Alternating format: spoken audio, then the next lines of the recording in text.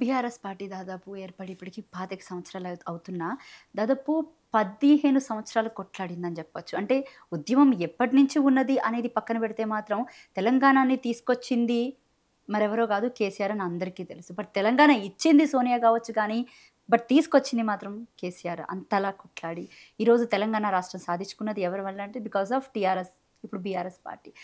ఈ 10 సంవత్సరాల కాలంలో బీఆర్ఎస్ పార్టీ చేసినటువంటి డెవలప్‌మెంట్స్ గురించి ఏమైనా చెప్తారా మాకు? ఐ మీన్ మీ నియోజకవర్గం దగ్గర నుంచి మొదలుపెడితే. అంటే అప్పటి వరకు అసలు పట్టించుకోని కాంగ్రెస్, తెలంగాణ గురించి ఆలోచించని కాంగ్రెస్ ఇచ్చే స్థాయికి వచ్చింది, పరిస్థితికి వచ్చింది అనంటే ఏ స్థాయిలో ఉద్యమం నడిపించుంటారు కేసీఆర్ గారు? ట్రూ. వారు ఏ స్థాయిలో ఆలోచించే పరిస్థితికి తీసుకొచ్చి ఉంటారు? హ్మ్. గాంధేయ విధానంలో హ్మ్. అంబేద్కర్ గారు కల్పించిన రాజ్యాంగం ప్రకారం చిన్న రాష్ట్రాలని సాధించాలనే ఆలోచనతోని రక్తం చిందించకుండా ప్రాణాలని సైతం పణంగా పెట్టి ఎక్కడ విరవకుండా వెనకడుగు వేయకుండా 14 సంవత్సరాలు సుదీర్ఘ పోరాటం చేస్తే సాధించుకున్న తెలంగాణ. ఆనాడు సాధించుకుంటే ఏమేం చేస్తామననే ఆలోచన ఉండెను.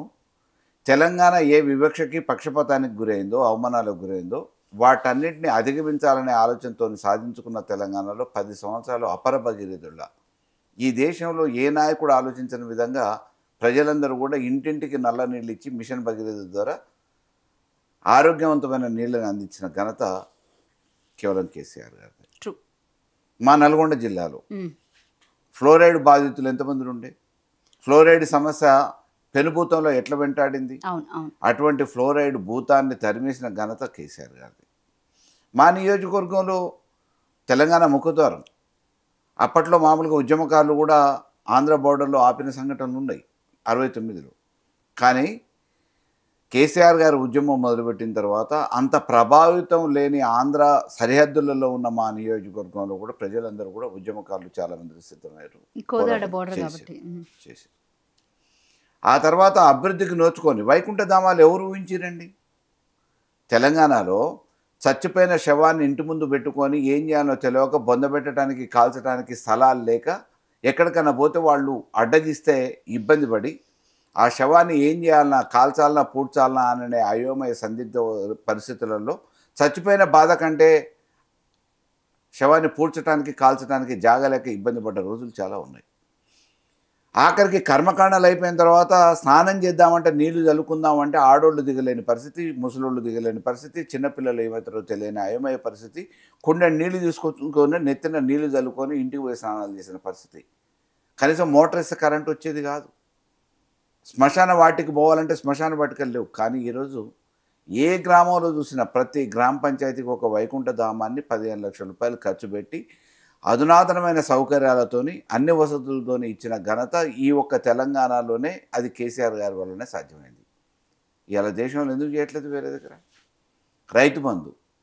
ఈ దేశంలో ఏ నాయకుడు ఆలోచించిన విధంగా రైతుల గురించి ఆలోచించి రైతు పెట్టుబడి సాయం కోసం ఉపయోగపడుతుందనే ఆలోచనతోని అప్పటికి తాళ్ళిబొట్టు పెట్టి తాకట్టు పెట్టినా కానీ కనీస ధర లేక, మద్దతు ధర లేక, గిట్టుబాటు ధర లేక ఇబ్బంది పడ్డ రైతాంగం అప్పుల పాలై ఆత్మహత్యలు చేసుకున్న ఈ తెలంగాణలో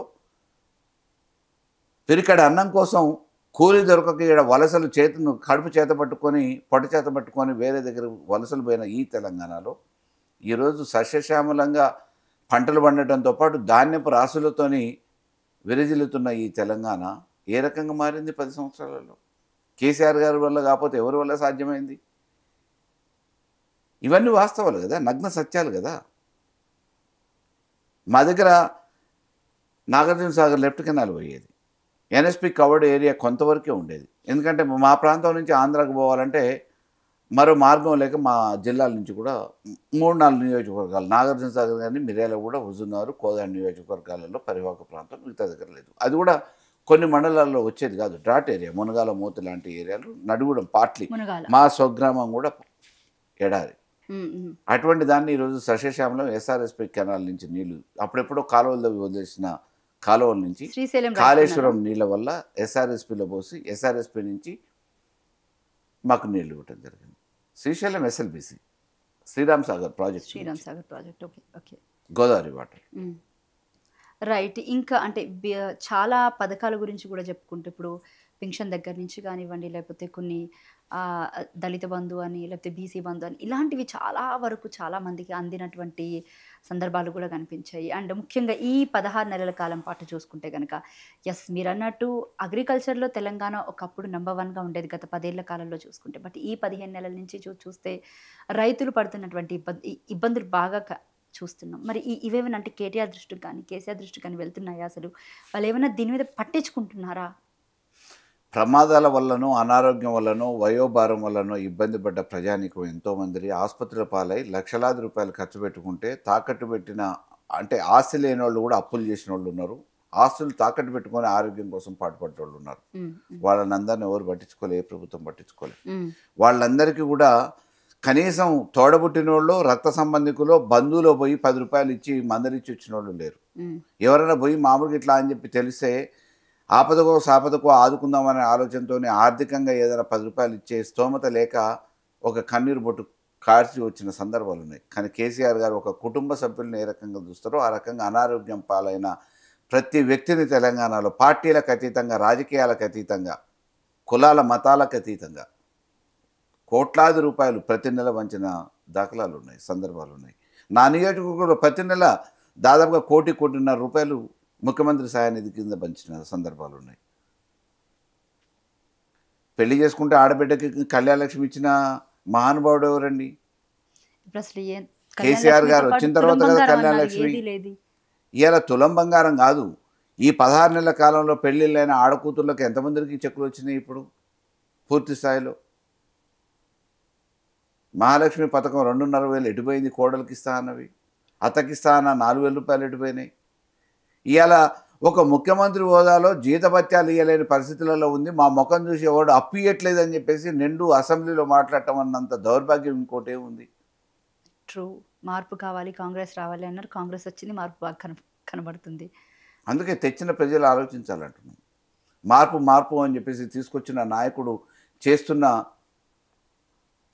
భాగోతాల గురించి ఒకసారి ప్రజలు ఆలోచించాలని కోరుతున్నాం.